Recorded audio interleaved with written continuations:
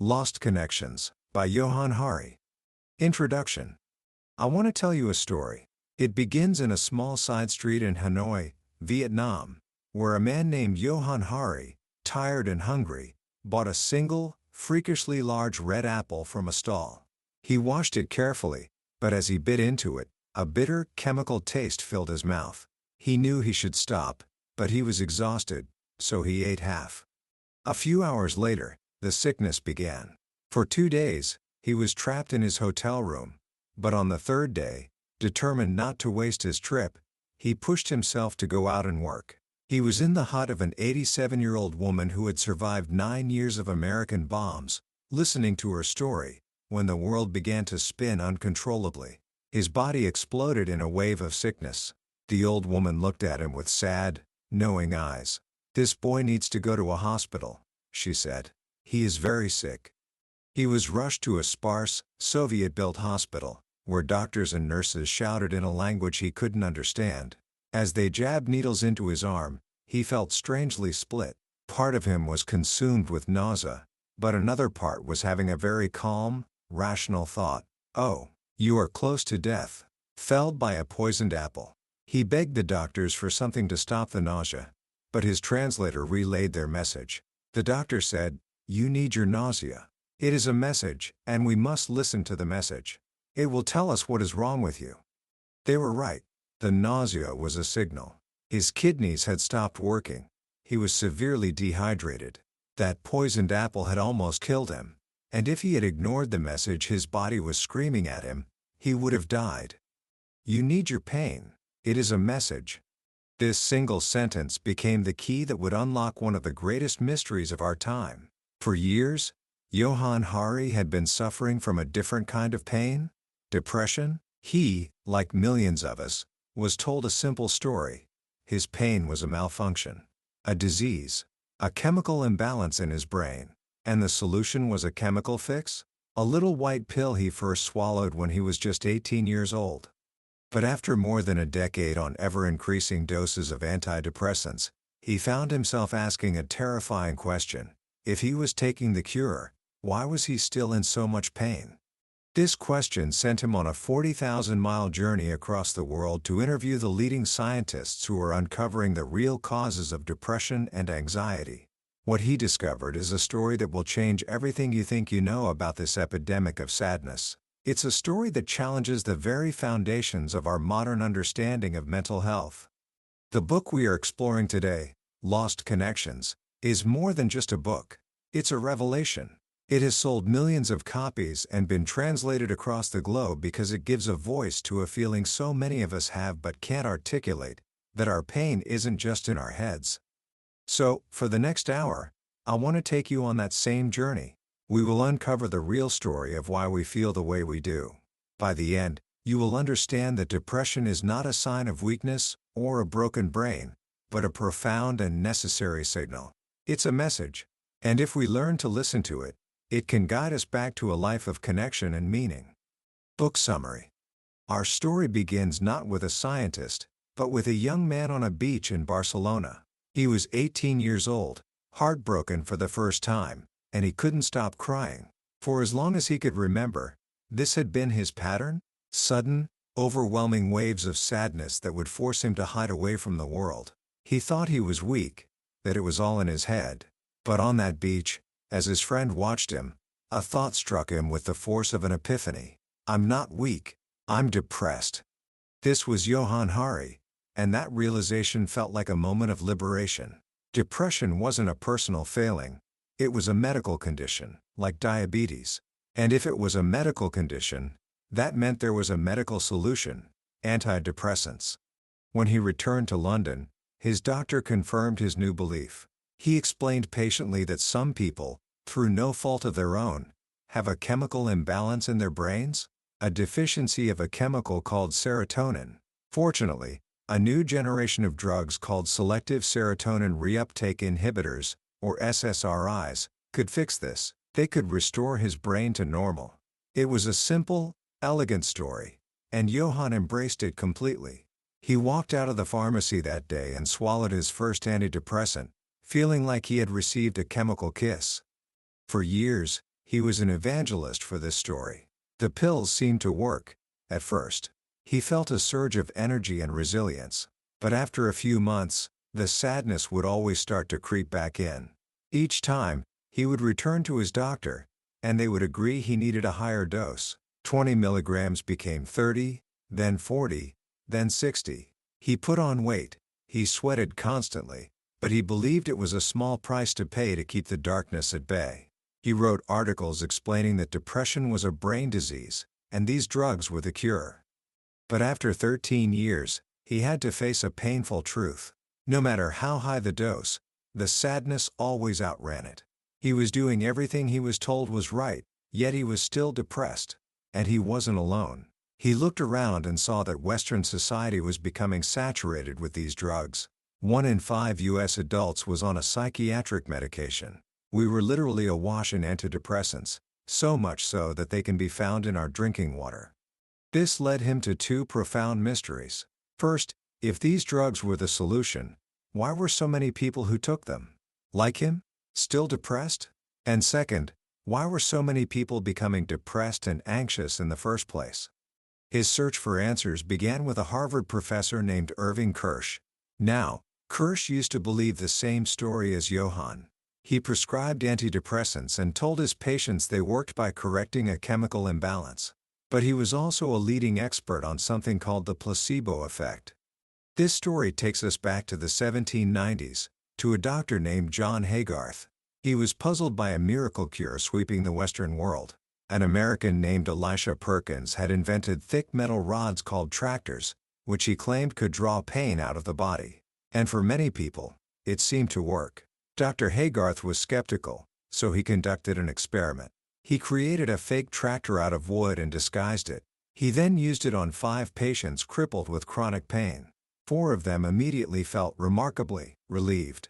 A man who couldn't walk was suddenly striding around the room with glee. Haygarth had stumbled upon a profound truth. When you give someone a medical treatment, you are giving them 2 things.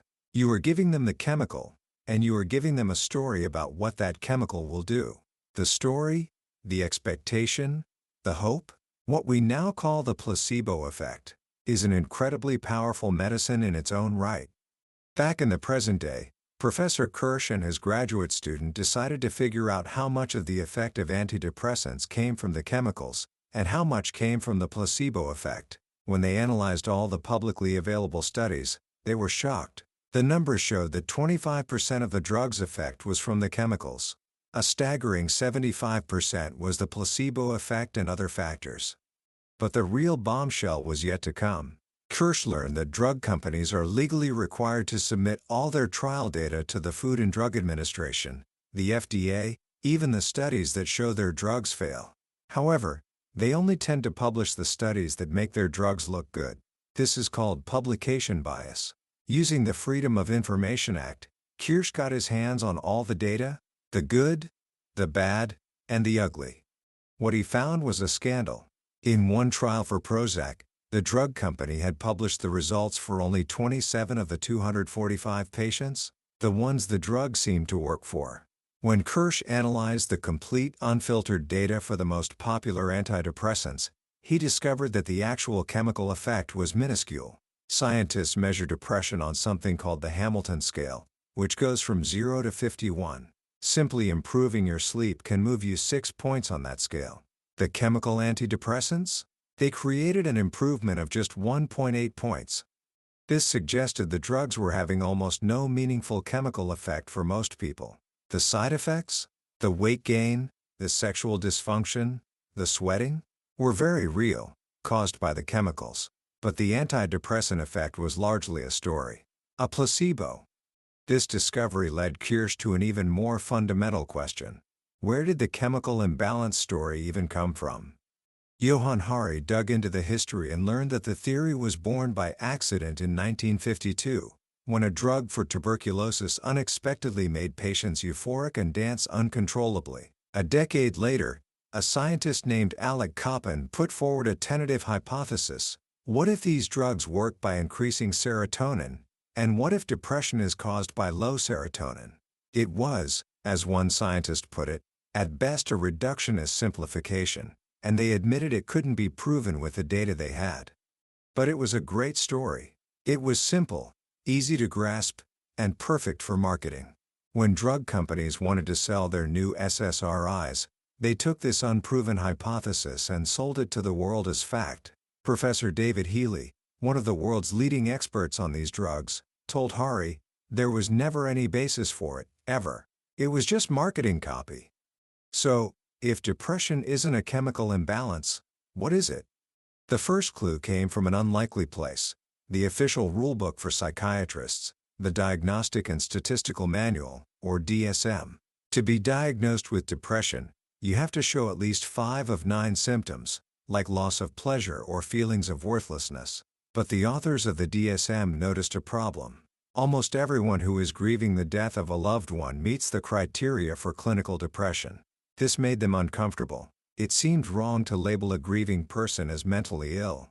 So they created a loophole: the grief exception. It stated that you could show all the symptoms of depression and not be considered mentally ill, but only in one circumstance: if someone you love has recently died. Johann spoke with Professor Johann Hari, a specialist in traumatic grief whose own daughter was stillborn. She explained that this exception reveals a deep contradiction. Why do we grieve? She asks. We grieve because we have loved. To pathologize grief is to insult love itself. But the grief exception begs an obvious question. If it's reasonable to have the symptoms of depression when you lose a loved one, why is that the only life event where it's considered a sane response? What if you lose your job and can't find another? What if you're trapped in a meaningless life you hate? What if you're profoundly lonely? This idea blows a hole in the purely biological story. It suggests that depression isn't just a malfunction in the head, it's a response to what's happening in our lives. It's a form of grief. Grief for a person we have lost, yes. But maybe also, Hari began to wonder, a form of grief for the connections we have all lost, but still desperately need. This brings us to the heart of the book: the 9 real causes of depression and anxiety. Johann Hari found that all of them are forms of disconnection. They are deep, unmet needs that our culture is getting worse and worse at fulfilling. The first cause is disconnection from meaningful work. Hari tells the story of Joe Phillips, a man who worked in a paint shop. His entire day consisted of 3 steps: take an order, put a can of paint in a machine that shakes it, and say thank you, sir. Then wait. And repeat, all day. No one ever noticed if he did it well or badly. I don't feel like I made a difference in anyone's life, he said. He felt like his human thoughts and feelings were a defect. He felt guilty for feeling this way, knowing others would kill for his job, but he couldn't shake the feeling that his life was pointless. He eventually turned to prescription painkillers to numb himself just to get through the workday. Joe's story is not an anomaly. A global Gallup poll found that an incredible 87% of people are either not engaged or actively disengaged from their jobs. They are, in Gallup's words, sleepwalking through their workday. The scientist Sir Michael Marmot conducted a landmark study of British civil servants to understand how work affects our health. Everyone assumed the high-powered boss at the top would be the most stressed. But Marmot found the exact opposite. The lower you were in the hierarchy, the higher your risk of depression and heart disease. The key factor wasn't responsibility, it was control. The less control you have over your work, the more likely you are to become depressed. Meaningless, monotonous, disempowering work, Marmot concluded, is one of the most stressful experiences a human being can endure. The second cause is disconnection from other people. As a child, Johann Hari moved with his parents to a London suburb where life happened behind closed doors. His parents, who came from tight-knit communities, were baffled. "Where is everyone?" his mother would ask, looking out at the empty streets. This feeling of isolation has become a modern epidemic. The neuroscientist John Cacioppo dedicated his life to studying loneliness. In one experiment, he found that becoming acutely lonely is as stressful on the body as being physically attacked by a stranger. It causes your levels of the stress hormone cortisol to soar. He proved, through multiple studies, that loneliness is not just a consequence of depression, it is a direct cause. Why is loneliness so painful? Because for 99% of human history, we lived in small, nomadic, hunter-gatherer tribes. Our survival depended entirely on cooperation. To be separated from the tribe was a death sentence. So we evolved a deep, biological need for a tribe, just as a bee needs a hive.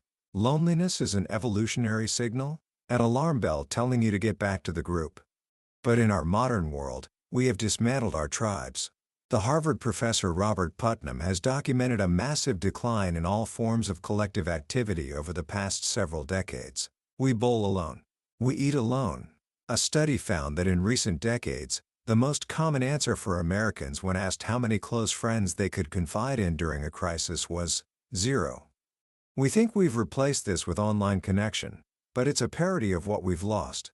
Hilary Cash, who founded the first rehab center for internet addiction, says her patients are almost always anxious or depressed before their compulsive internet use begins. The online world offers a fantasy of connection, a team, a status, a tribe, to people who feel lost and isolated in the real world. But it's like junk food. It mimics the real thing but never truly satisfies. The third cause of depression is disconnection from meaningful values. As a child, Johann Hari, like so many of us, learned to believe that happiness meant buying things. He obsessively coveted toys he saw in commercials. This message is the wallpaper of our culture. Get the right grades, get the high-paying job, display your success through stuff. The psychologist Tim Kasser has spent his career scientifically testing this idea. He discovered that our motivations can be divided into two types. Intrinsic motives are things you do for their own sake, because they bring you joy and meaning, like learning an instrument or being a good friend. Extrinsic motives are things you do for an external reward, money, status, admiration. Our culture constantly pushes us toward extrinsic values, but Kasser's research has shown, again and again, that the more materialistic and extrinsically motivated you become, the more depressed and anxious you will be. People who achieve their extrinsic goals, the promotion, the fancy car, experience no increase in day-to-day happiness, none. But people who achieve their intrinsic goals become significantly happier. Materialism is like KFC for the soul. It looks like it will nourish you, but it's full of psychological toxins that leave you feeling sick and empty. It makes our relationships shallower, it robs us of moments of pure joy, and it leaves us in a constant state of anxious comparison, because there's always someone with more. We are being systematically trained to seek happiness in all the wrong places. The fourth cause is disconnection from childhood trauma. Dr. Vincent Felitti was a doctor running an obesity clinic in the 1980s. His program was incredibly successful at helping people lose weight, but he noticed something strange. The patients who lost the most weight often became brutally depressed, panicked, and even suicidal. They would flee the program and quickly regain all the weight. Baffled, he started to listen to their stories. He asked one woman, who had gone from 408 pounds down to 132, why she had started eating compulsively again. She said that when she was a healthy weight, a man had propositioned her, and she panicked. Dr. Felitti then asked a question no one had asked before. When did you start gaining weight? She was 11, she said. What else happened when you were 11? That, she replied, was when her grandfather began to rape her. Dr. Felitti discovered that over half the patients in his program had been sexually abused as children. Many were unconsciously using their obesity as a shield, a way to become invisible and protect themselves from the attention of men. He realized, what we had perceived as the problem, major obesity, was in fact, very frequently, the solution. This led to the landmark Adverse Childhood Experiences, or ACS, study. 17,000 people were surveyed about 10 different types of childhood trauma. The results were staggering. For every category of trauma you experienced as a child, your risk of becoming depressed as an adult skyrocketed. Someone with 6 categories of childhood trauma was 5 times more likely to become depressed. The lesson is profound. So often, we see depression as the fire, when it is actually the smoke. It's a response to a deeper, hidden pain. To heal, we have to stop trying to just blow away the smoke and start addressing the fire inside. The fifth and sixth causes are closely related: disconnection from status and respect, and disconnection from a hopeful or secure future. The biologist Robert Sapolsky spent decades studying baboon troops on the savannas of Africa. Baboons live in strict hierarchies. He found that the lower a baboon's rank, the higher its levels of stress hormones. A low-status baboon, constantly humiliated and attacked, behaves in a way that looks strikingly like a depressed human. It keeps its head down, loses its energy, and withdraws. Depression, some scientists believe, is partly an evolutionary submission response, a signal that says, "I give up. Don't attack me. I'm no threat." In our society, economic inequality creates vast status gaps. We are constantly bombarded with messages that only the rich and famous matter, creating a pervasive sense of inadequacy and humiliation for the vast majority. Research by Kate Pickett and Richard Wilkinson has shown a direct link. The more unequal a society is, the higher its rates of mental illness. This inequality feeds a loss of a hopeful future. We are increasingly living in what's called a precariat, a class of people with no job security, no contract, and no ability to plan for the future. Johann tells the story of his friend Angela, a bright university graduate who found herself working in a call center where her shifts were determined week by week, and she was constantly afraid of being fired. She couldn't plan her life. She couldn't see a way out. "It completely takes away any sense of identity," she said. "This loss of a future, this feeling of being trapped in an eternal traffic jam, is a powerful driver of anxiety and despair." The seventh cause is disconnection from the natural world.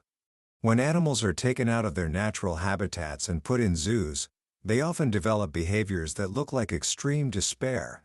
Parrots rip out their own feathers. Elephants grind down their tusks. Isabel Benka, a biologist who studied bonobos in the Congo, noticed that in the wild, they get sad, but they never develop the full-blown, chronic depression she saw in zoos. We are the only animals to have ever voluntarily removed ourselves from our natural habitat. We forget that we are animals, and our bodies and minds evolved to be in nature. Studies have shown that people who move to greener areas see a significant reduction in depression.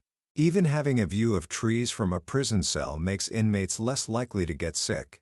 Being in nature does three things. It gets our bodies moving, which is a natural antidepressant. It satisfies an innate love for the landscapes we evolved in, a concept called biophilia, and it induces a feeling of awe, which shrinks our ego and makes our personal worries seem smaller and less important. Finally, Hari explores the biological factors, genes and brain changes. Yes, there is a genetic component to depression. It accounts for about 37% of the risk.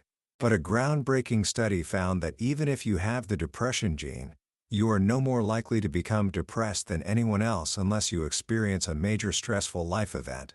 NGs can make you more sensitive, but they don't determine your destiny. They are the gun, but the environment pulls the trigger. And yes, the brain of a depressed person looks different on a scan. But this is a consequence, not a cause. The brain is not a fixed object. It is constantly changing in response to our experiences. This is called neuroplasticity. If you learn to drive a London taxi, the part of your brain related to spatial memory physically grows. In the same way, if you live a life of disconnection and trauma, your brain will adapt to that pain.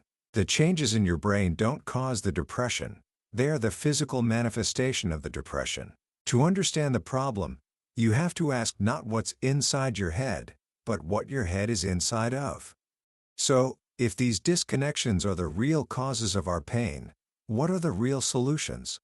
The journey for answers begins with a story from Cambodia. A group of doctors were treating a rice farmer who had lost his leg to a landmine and was consumed with despair. Instead of giving him pills, they sat with him. They listened. They realized his old job was causing him constant pain and stress. So they bought him a cow, so he could become a dairy farmer. His depression lifted. "You see, doctor," they explained, "the cow was an antidepressant." This is the central lesson of the second half of the book. A true antidepressant isn't just a pill. It's any action that helps us to reconnect. Hari outlines 7 forms of reconnection. The first is reconnecting to other people, and this is where we find one of the most powerful stories in the book. It takes place in Koti, a poor, concrete housing project in Berlin, a place full of isolated, depressed people. One summer, a 63-year-old Turkish woman named Nuriye Cengiz, who was being evicted, put a sign in her window saying she was going to kill herself. That sign was a spark. Her neighbors? Turkish immigrants, left-wing punks, gay activists, people who had lived side by side for years without ever speaking, started to talk to each other. They realized Nuriye's problem was their problem. They were all facing eviction from rising rents. So they did something radical. They built a protest camp in the middle of the main street and said they wouldn't leave until Nuriye could stay in her home and everyone's rent was frozen. They took shifts guarding the camp, day and night. Strangers became friends. A religious woman in a headscarf sat through the night with a punk woman covered in tattoos, sharing stories of being single mothers. A retired communist teacher started tutoring a Turkish teenager who was about to be expelled. The local gay bar, once viewed with suspicion, became the headquarters for the protest, providing food and a meeting space. They had found a common goal, a shared purpose. They were no longer isolated individuals suffering alone. They were a we. Sandy, one of the protesters, said the protest was like therapy for us. Nuriye, who had been suicidal, became a leader, physically using her wheelchair to block other evictions. They had moved from disconnection to connection, and in doing so, they found a way out of their despair. After a year of struggle, they won. Their rents were frozen. This is a beautiful story, but how can it be replicated? Hari takes us to a doctor's office in East London, where a program called social prescribing is changing lives. Lisa Cunningham had been a mental health nurse, but bullying at work sent her into a deep depression that lasted 7 years. She barely left her house. Her doctor didn't just give her pills. He prescribed her to a group of other depressed patients who were tasked with turning a neglected piece of wasteland into a community garden.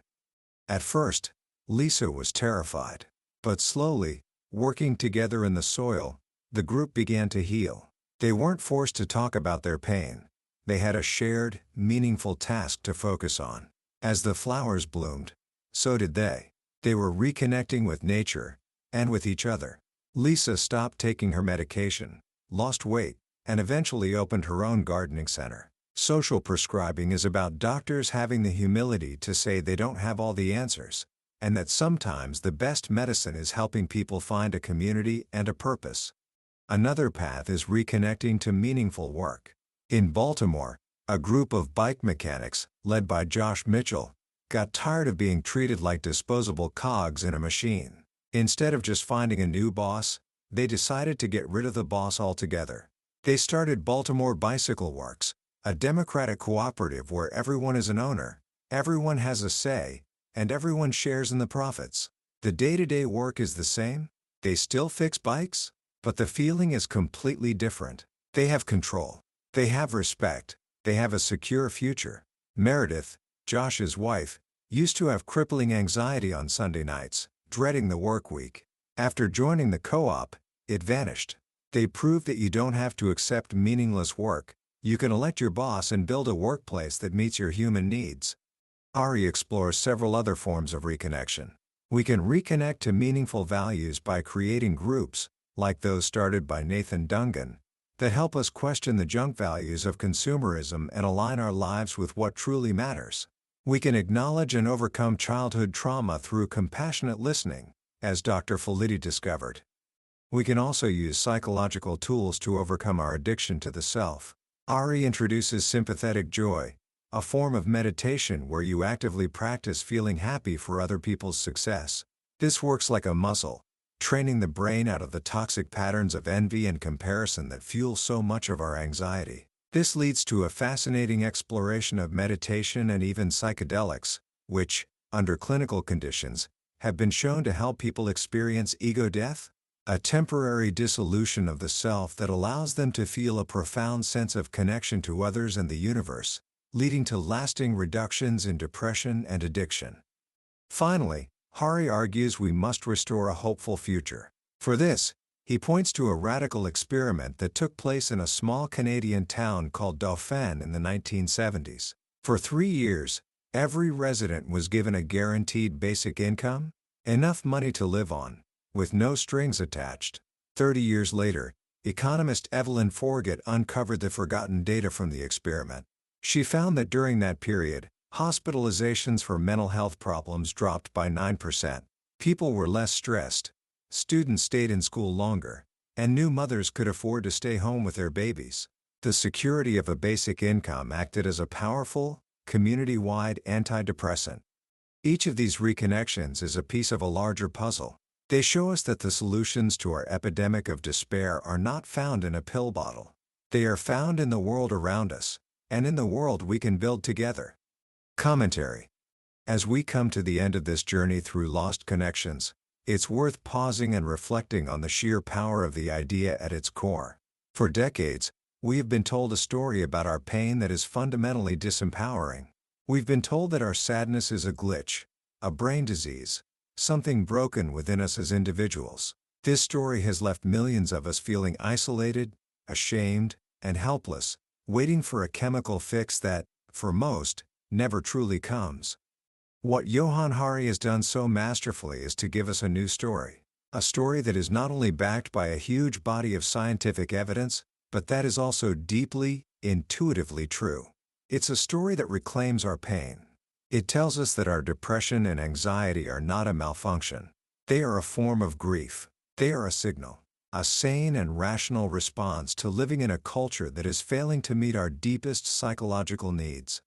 This shift in perspective is revolutionary. If your pain is a message, then the goal is no longer to silence it, but to listen to it. What is this pain telling you that you need? Is it meaningful work?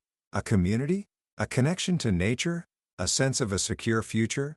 Honoring our pain means looking for its sources not just in our brains, but in our lives and in our society. This can be a difficult truth to accept, because it means the solutions are not simple. There is no quick fix. The path to reconnection requires effort, both from us as individuals and from us as a collective. It means challenging the junk values that have been sold to us our entire lives.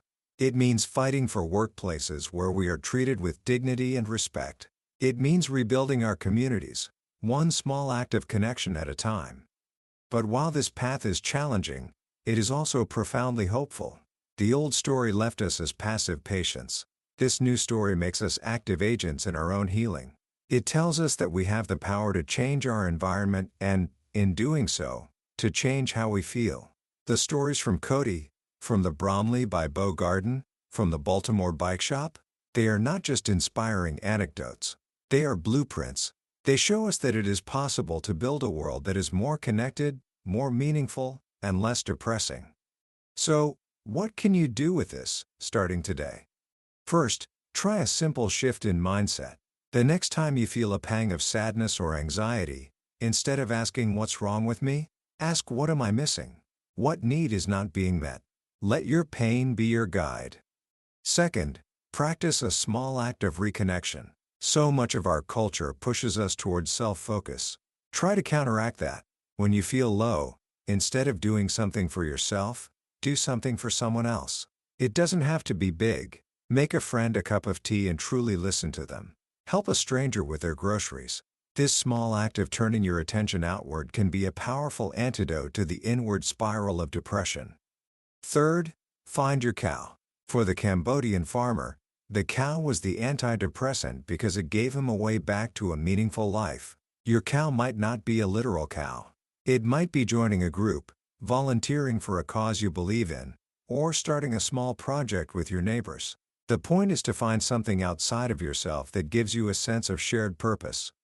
That was a summary of Lost Connections by Johann Hari. We've explored the main ideas today, but a summary is like looking at a map of a beautiful country. The map is useful. It shows you the layout, but it can never replace the experience of actually walking the land yourself. The real power of this book is in the depth of the stories and the humanity of the people Johann meets along the way. This summary is a starting point. An invitation. If the ideas we've discussed have sparked something in you, I truly encourage you to read the book.